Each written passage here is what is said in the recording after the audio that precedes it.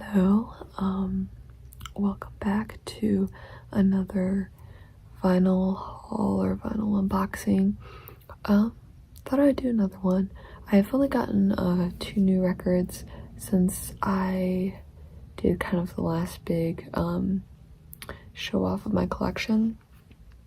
Well, that and I got a Smashing Pumpkins record, which you could see me show off in another video linked below, so you can go check that out if you want.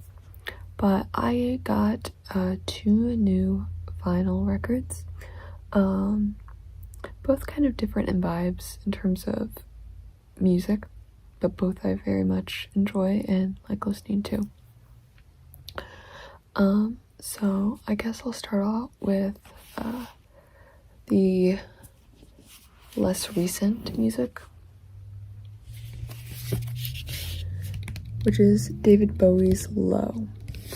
I already have a couple Bowie albums. If you have seen my last vinyl record collection show off, which again I'll link below for you to check out if you'd like. The Bowie records I currently have are, I have Rise and Fall of Ziggy Stardust, I have Aladdin Sane, and I have Scary Monsters. And those are the only 3 I have, so I decided to add this one to my collection.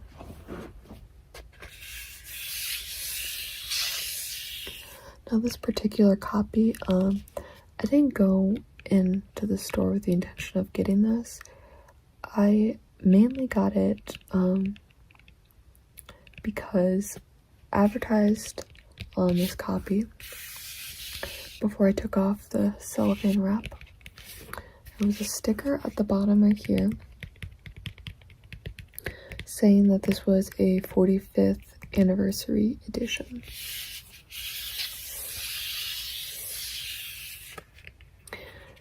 Now, not only does it have the official release title, but it also includes something special, which I'll show you when I open it up. So this record, what I enjoy about Bowie is each record is a different era and a very different vibe that he has. I know I say vibe a lot when describing music, and especially Bowie, but Bowie is truly a vibe. In each of his albums, his font changes slightly, some more extreme than others. But this font is more block letters with Low written out. The texture of this cover is more matte, not so much glossy as you can see, but it's very papery, which is interesting because none of the other ones of his records I have has this kind of texture to it. Here's Bowie right here in all his glory. His hairstyle, which was coming off of his Thin White Duke era, and he was also filming a movie at the time, which was why he used this particular headshot, which was The Man Who Fell to Earth. This record was initially going to be, it was conceived as a sort of soundtrack to the movie, but eventually they just ended up rejecting that idea, and instead he incorporated that more into his first album of his Berlin trilogy. Berlin trilogy refers to his 3 records of Low, Heroes, and Lodger, which were made at his time in Berlin, Germany, as he was getting clean from a lot of drugs and debauchery and just getting himself sorted out. So it has this little thing in here. It says made in Germany. Not sure if that is a callback to the album or if this record actually was made in Germany, because that'd be kind of cool. We have the track listings here. it's not printed on the back, it kind of just comes as a sticker, which is interesting and kind of different from the other albums I've had. Side A, we have Speed of Life, Breaking Glass, What in the World, Sound and Vision, Always Crash in the Same Car, Be My Wife, A New Career in a New Town. Side B. Side B has Warsaw, Art Decade, Weeping Wall, and Subterraneans.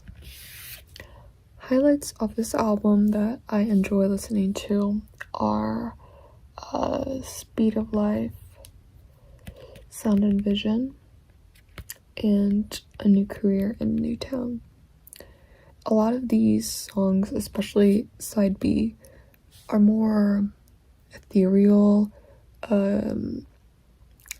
They don't have really any words except for some like made up words that Bowie's just singing to add some otherworldly effect.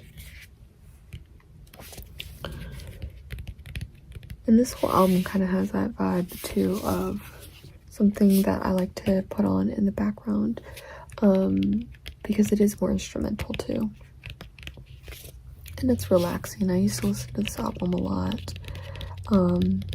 in college while writing papers too. A lot of these albums that I have, I listen to while writing papers. But this one in particular, just a lot of Bowie. This was nice to have on in the back. So we're gonna open this up. Oh, I also love how on albums they have the title on the spine. So we open this up. It's just a single sleeve. This corner I bought bent like this, which is probably why it was going for cheaper than it usually would be with the 45th anniversary edition.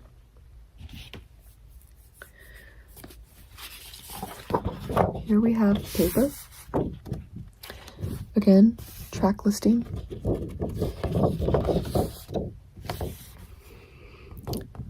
This is side 1. It also includes the credits, such as guitars, bass, piano. There's a lot of interesting instruments that I've used here. A saxophone, it's a Bowie staple. There's an organ, synthesizers, which were kind of coming around. Bowie is very forward-thinking, always a pioneer. Synthesizers dominated the 80s, but he was using this in the late 70s, which was very interesting. Harmonica, synth strings, percussion, cellos, produced by David Bowie and Tony Visconti. Recorded at the Chateau in Hansa by the Wall, the Berlin Wall, which he references in a song, Heroes 2.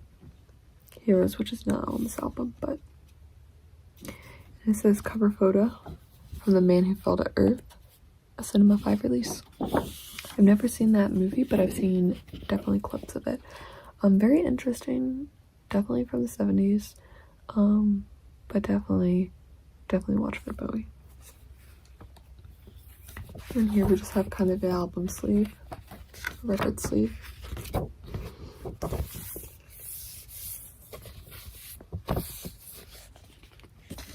I don't really like to keep my records in there. I'd rather prefer to have them in these type of sleeves.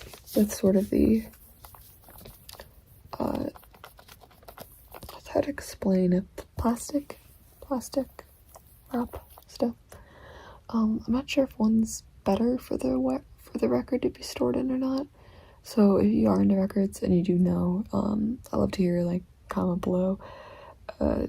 Should I keep it in this? Should I put it more in the paper? I really don't know. Kind of new to records, and I guess I could watch videos up on them, do some research, but I'm learning. But the main thing why I got this album and why it's special for the 45th release is, and I'll show you now.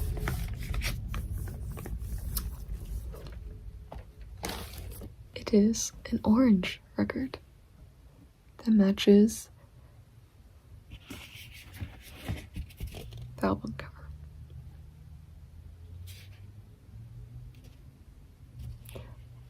Low wasn't particularly like my top Bowie album, so I wouldn't run to get that first, but the fact that I saw that they had the 45th anniversary edition and the record was orange, I decided might as well get that one, because I'm gonna get all of Bowie's records, give or take a few eventually.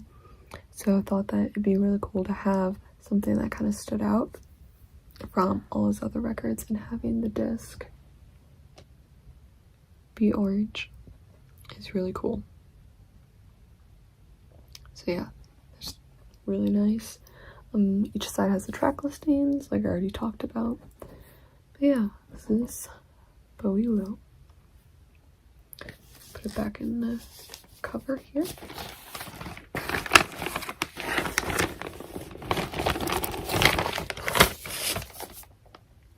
I do know you're not supposed to really touch the vinyl too much because your oils can interfere with the grooves.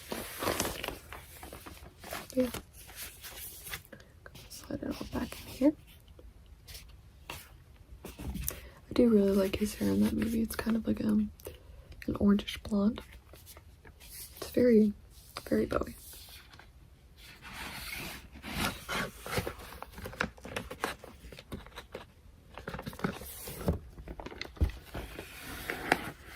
I always have a hard time getting these back in. Sometimes everything can not slide in correctly, so I guess I'm gonna try first with this credit sheet and the cover thing.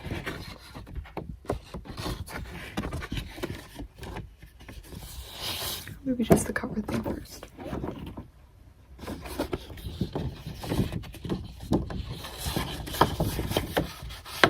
Doesn't help that the one corner is bent, but put this back in. This one's probably the hardest. There we go. Cool. And now finally the record.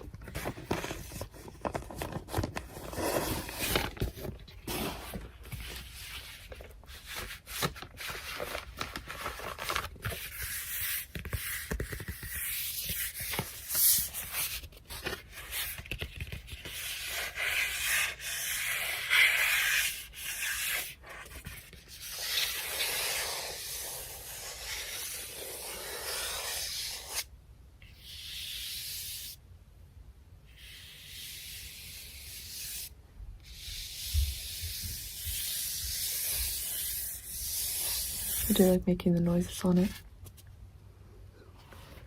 So now we're gonna do the next album, which is Red Hot Chili Peppers' Greatest Hits.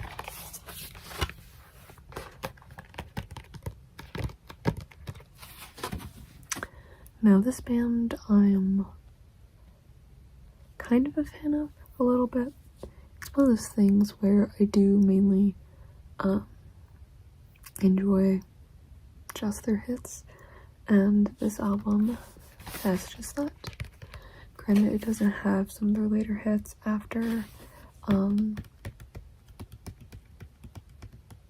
like their one, it doesn't have really any hits after Californication, that whole album and stuff, but yep. On the front here they have some lips and what looks like kind of like a scale kind of weighing it. At least that's what I kind of see. It's mainly a collage of a bunch of different images. And on the back has the band members.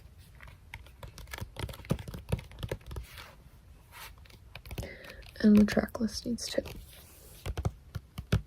So side 1, we have Under the Bridge, Give It Away, Californication, Scar Tissue. And side 2 of disc 1, we have Soul to Squeeze, Other Side, Suck My Kiss, and By the Way. And then disc 2, side 3, we have Parallel Universe, Breaking the Girl, My Friends, Higher Ground. Side 4, we have Universally Speaking, Road Trippin', Fortune Faded, and Save the Population. Personal highlights that are kind of my favorite tracks are, well, it's hard because a lot of them are good because they are the hits, but I do like Californication, Scar Tissue, Soul to Squeeze, By the Way, Breaking the Girl, and Universally Speaking. So that's the front and back. Nice little parental advisory. It's my first album that has a parental advisory, so that's interesting. Opening up, we have a lot of words and pictures. These two right here are different little messages, little being taking up the whole page. But this one is from Flea on this side, and this side is from their drummer, guitarist. Not as well versed in this band as I am in some others I'm a fan of, so if I get anything wrong, I'm sorry. Just talking about like different production, history of the band, because it is a greatest hits album. It's very much going over, spanning a long portion of their career. So both notes kind of reminisce over the years and where the band's at and where it's grown. And then right here we have all the credits for each song, like the producers who wrote it, like sound engineers, mixing. And because this is a greatest hits album, there's a lot of different people that have worked on it, considering like each song draws from a different album. As mentioned on the back, all songs were produced by Rick Rubin, who is another very prominent producer, kind of along with Butch Vig and stuff, but yeah. Except Higher Ground, which is produced by Michael Benihorn, I think. Don't really know him too well. That's kind of producer of their earlier album. But yeah, a lot of different pictures inside, messages, which are all really kind of interesting and nice touches too. So each disc has its own artwork right here, and track listings in the center. Disc is black, no weird colored disc for this, and the other one is very similar. Same art, just different track listings.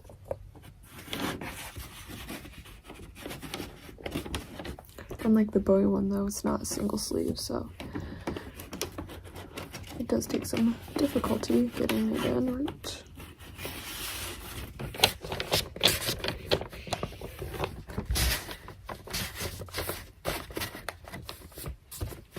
The sleeves are more paper material, but they don't have like the plastic cellophane kind of in the center, which is interesting.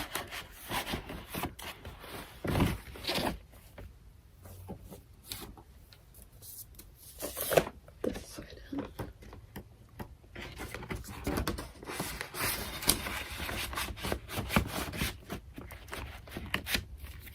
Awesome. And that's this album. I guess with this, I don't really have much history of the band to talk about because I don't really know Red Hot Chili Peppers that well. I only really started listening to a lot of different songs from them this past couple months when their newest album was released. So, yeah, these are my two newest additions. very different in tone, especially one being a greatest hits record. We do have a lot more poppier hits, whereas Bowie's is very much experimental soundtrack. So yeah. So yeah, those are my records. If you have any favorite record from any of those two artists, or if you have a favorite song on there, or any other like suggestions of artists to check out, I'd love to hear it. Or any suggestions about keeping vinyl records in general, tips on like storing them. I noticed that on my record player sometimes the needle skips around, so if you have any tips on that, I don't know if it's just because mine's only like a $40 one's right here. It's one of like the $40 Corolla. I got it off of Amazon like when I first got my records, like the portable one. Not the best sound quality, but does the job. So if you have any tips on that, that'd be great. And as always, thank you for watching.